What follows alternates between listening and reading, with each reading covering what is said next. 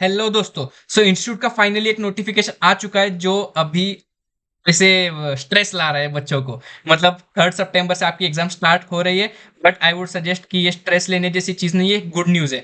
क्यों good news है? क्योंकि आपको एक क्लैरिटी आ रही है अभी एग्जाम्स कहाँ से स्टार्ट हो रही है, तो आप आपकी पढ़ाई उसी के हिसाब से प्लान कर सकते हो। और यही इसी वीडियो में मैं आपको बताऊंगा कि आपका जो प्रिपरेशन है वो स्ट्रेस फ्री कैसे हो सकता है। फर्स्ट हम देखेंगे कि हमारे पास अवेलेबल टाइम कितना है। इन जून वी हैव अराउंड 30 डेज, जुलाई के 31, अगस्त के 31। वी हैव 92 डेज और सितंबर के 2 दिन, मतलब 94 डेज है। बट हम मोटा मोटी पकड़ेंगे कि हमारे पास 90 डेज है। एफआर के 4 दिन, और शायद आप अगर कल से ही पढ़ाई चालू करो 31 मई का भी एक दिन मिल जाता है, तो 5 डेज हमें एफआर के मिल सकते हैं।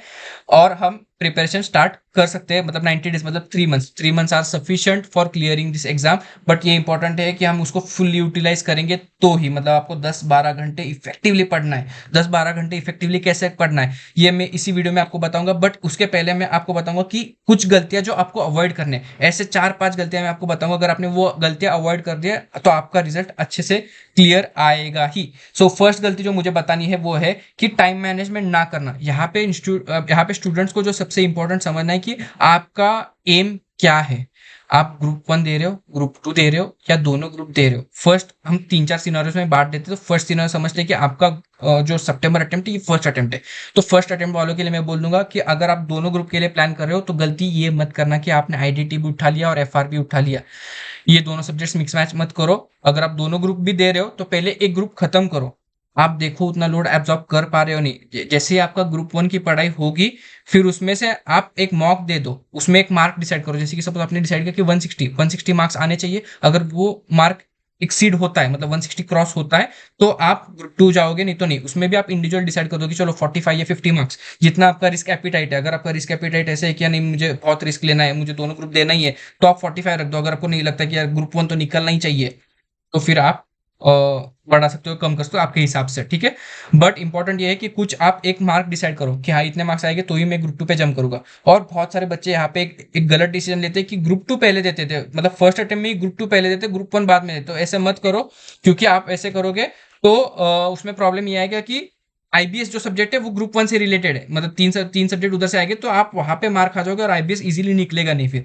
तो यहाँ पे याद रखना है कि पहले ग्रुप 1 देना है, फिर ही ग्रुप 2 देना है, ठीक है। दूसरी चीज, अभी दूसरा केस सिनारियो, जैसे हमने फर्स्ट केस सिनारियो जिनका फर्स्ट अटेम्प्ट है, अभी सेकंड केस सिनारियो जिनका एक ग्रुप हो चुका है, मतलब नवंबर में उसके पहले कभी भी ग्रुप 1 निकल चुका है और ग्रुप 2 बाकी है, वाइस वर्सा। मतलब एक ग्रुप हो चुका है और आपका रिजल्ट अभी वेटिंग है। मतलब मई में आपने सेकंड ग्रुप दे दिया था, जो बाकी जो ग्रुप था वो।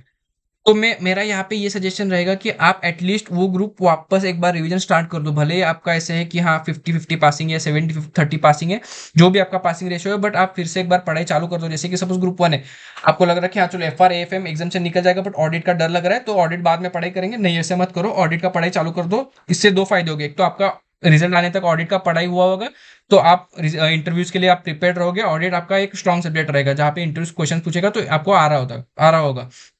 दूसरा एडवांटेज ये होगा कि आप अगर फेल होते हो तो आपको एक मेंटल एक सेट ये रहेगा, एक शांति रहेगी कि यार चलो एक सब्जेक्ट होगा जिसमें आप फेल हो गए, वो सब्जेक्ट खत्म हो चुके तो आप वापस वापस रिवीजन ले सकोगे। तीसरा एडवांटेज ये होगा कि you are way ahead of others, जहाँ पे आप पढ़ाई आगे सबके निकल चुके हो और आपको एक कॉन्फिडेंस रहेगा, ठीक है। तो यहाँ पे रिवीजन इंपॉर्टेंट है। अभी तीसरे टाइप ऑफ स्टूडेंट्स की सर मेरा एक ग्रुप बाकी है, अभी एक ग्रुप दिया था और वो पहला एक ग्रुप दिया है, वही मैं कॉन्फिडेंट नहीं हूँ। तो आप एक काम कर सकते हो, आप यूट्यूब पे जाओ, वो आपके जो पेपर्स लिखे उसका यूट्यूब पे रिव्यू तो आपने देख लिया होगा, तो आप आइडिया लो कि आप पास होने वाले हो नहीं। अगर आपको लग रहा है कि डाउट है थोड़ा बहुत, तो आप ऑडिट वापस पढ़ाई चालू कर सकते हो। मतलब आपने ऑडिट का रिवीजन ले लिया, जब तक रिजल्ट आ रहा है, अगर आप पास भी हो गए तो भी इतना कोई इशू नहीं है, आप डीटीआईडीटी कर लोगे, या फिर वाइस वर्सा। बट आपको वो खुद से डिसीजन लेना होगा। बट यहाँ पे क्लैरिटी से जाओ और ऐसे मत करो कि चलो रिजल्ट की वेट करेंगे, जो है वो देखा जाएगा। रिजल्ट तक वेट मत करना, उतना टाइम वेस्ट मत करो, अभी से पढ़ाई चालू करो। बहुत टाइम कम बचा है, अभी नवंबर में अटेम्प्ट नहीं है, सितंबर में अटेम्प्ट है, ठीक है। दूसरा, कितने घंटे पढ़ने, तो यहाँ पे मैंने आपको क्लैरिटी दे दी कि आपको क्लैरिटी होनी चाहिए। अभी आप जब आप ये डिसीजन लेते हो कि चलो बोथ ग्रुप है, तो आपको कम से कम 12 घंटे यहाँ से पढ़ना है और आपका एक डेली शेड्यूल बना दो। अगर आपका एक ही ग्रुप है तो आप 8 से 10 घंटे करो, निकल जाएगा आराम से। बट आपको वो इफेक्टिव बोल रहा हूँ मैं, ऐसे नहीं कि 8-10 घंटे सिर्फ पढ़ाई किया उसमें से 4-5 घंटे इफेक्टिव निकल रहे, नहीं। मैं इफेक्टिव बोल रहा हूँ। यहाँ पे आपको ध्यान में रखना है कि आपका शेड्यूलिंग आपका जितना पढ़ाई बाकी है उसके हिसाब से लो, ठीक है।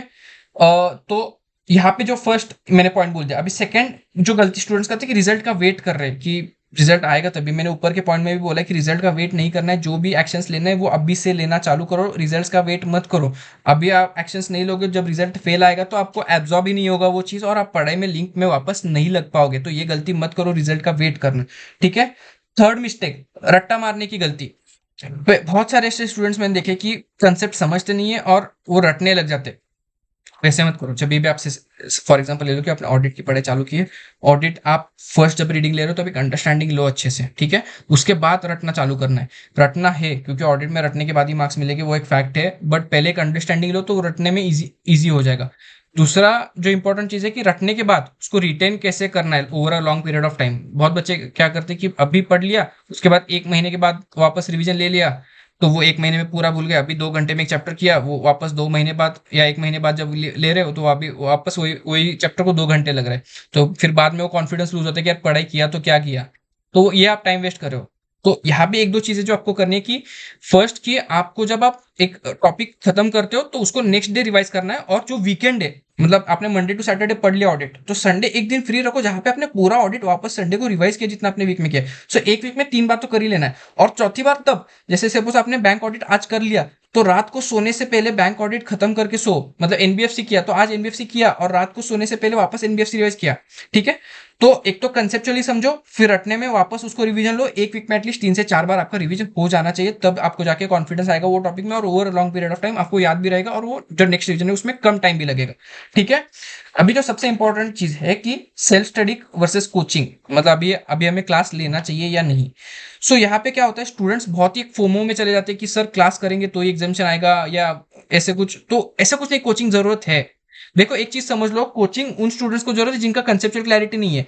यहाँ पे मैंने देखा है कि स्टूडेंट जिनकी राइटिंग प्रैक्टिस भी कम है वो भी कोचिंग करे, जरूरत नहीं है।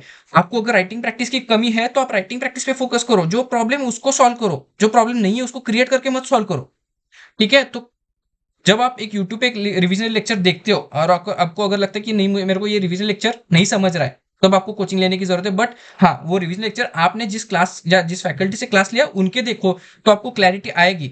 अगर आपको ऐसे लग रहा है कि हाँ मेरे को ये समझ आ रहा है बट राइटिंग प्रैक्टिस लैक कर रहा हूँ, तो राइटिंग प्रैक्टिस पे ध्यान दो। सो यहाँ पे एक अंडरस्टैंडिंग होनी चाहिए आपको कि सेल्फ स्टडी करना है या कोचिंग करनी है, ठीक है। फिफ्थ पॉइंट है राइटिंग प्रैक्टिस ना करना, ठीक है।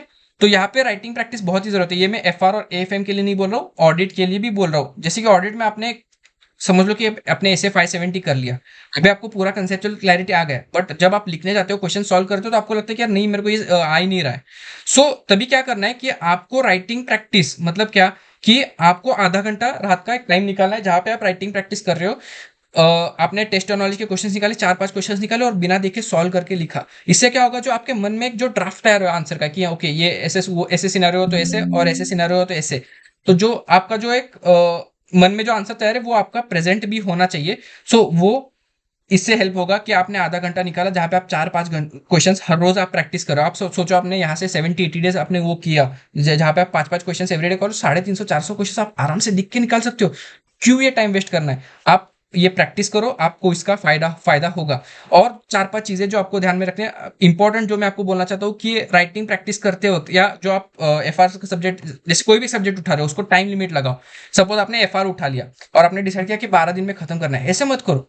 12 दिन में इंडिविजुअली भी चैप्टर वाइज कितना टाइम लेना चाहिए वो आप देखो कि कैसे टाइम कंप्लीट हो रहा है, ठीक है। सो फॉर एग्जांपल ले लो कि आपने फाइनेंशियल इंस्ट्रूमेंट से स्टार्ट किया और आपने टाइम लिमिट नहीं लगा, आपके 4-5 दिन निकल जाएंगे और आपको समझेगा भी नहीं।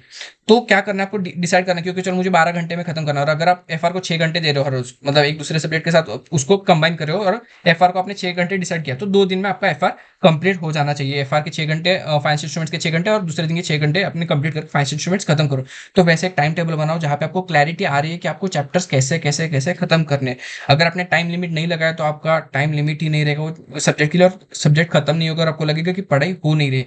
दूसरा जो मैंने आपको बोला कि क्यूमुलेटिव रिवीजन इफेक्टिवली लो, राइटिंग प्रैक्टिस करो, आपका पढ़ाई अच्छे से होगा। नोट्स बनाओ जहां जहां पे आपको लग रहा है कि वो चैप्टर्स में टाइम लग रहा है, तो ये सब आपको चीजें करनी है। और अगर आपको ऐसे लग रहा है कि आपको कोई एक मेंटर की जरूरत है, तो यहाँ पे मैं आपको मेंटरशिप भी प्रोवाइड कर सकता हूँ, जहाँ पे मैं एवरी डे या एवरी अल्टरनेट डे आपको कॉल करके बताऊंगा एक एक छोटी छोटी चीजें चैप्टर्स में क्या क्या करना है, कैसे कंप्लीट करना है। तो आपको एक गाइडेंस रहेगा। अगर आपको उसकी डिटेल्स चाहिए और आपको आपको मेरे साथ 1-on-1 कॉल बुक करना है, तो आपको एक डिस्क्रिप्शन में एक लिंक दिया गया है, वहां पे आप क्लिक करो, वहां से आप एक बुक अपॉइंटमेंट बुक करो मेरे साथ, and we'll have one on one call. वहां पे आपको 10 क्वेश्चन भरने हैं। अगर आपको मेंटरशिप ज्वाइन करने में इंटरेस्ट तो ही करना है, वो फ्री सेशन होगा। अगर आपको लग रहा है तो आप वो कर सकते हो। यहाँ पे ये वेबसाइट है और ये मेरा व्हाट्सएप नंबर है, आप मुझे व्हाट्सएप भी कर सकते हो।